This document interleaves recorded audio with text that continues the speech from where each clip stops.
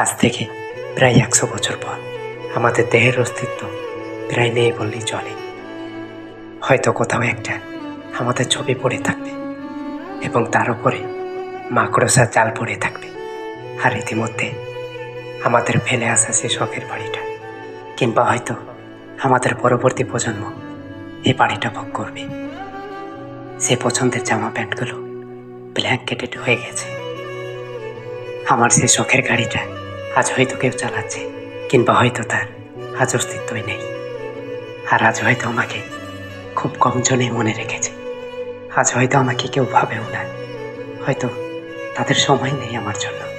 গত হওয়া অনেক প্রজন্মকে টপকে আমরা এই জীবন লাভ করেছিলাম। এমনভাবে আগামী অসংখ্য প্রজন্মর ফিরে হারিয়ে যাবে আমাদের এই জীবন। খুব কম মানুষই পাই ফেলে আসা জীবনকে আবার দেখা। এক সময় আমরাই ছিলাম আধুনিকতার প্রথম ছোঁয়া প্রজন্ম। আর আজ হয়তো আমরা সব থেকে পুরনো মানুষজন। আমাদের পরবর্তী প্রজন্মর কাছে জীবনটা হয়তো সত্যিই খুব অল্প সময়ের জন্য। সারা জীবন এটা ওটা করতে করতে নিচের দিকে তাকানোর সময় হয় না। আর যখন আমরা নিজের দিকে তাকানোর চেষ্টা করি না, সেই সময় আমাদের জীবনটাকে বিদায় জানাতে হয়।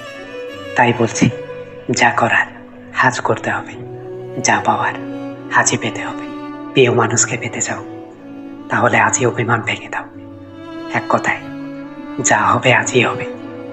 কি জানি, আজ আছি, কাল নাও থাকতে পারি।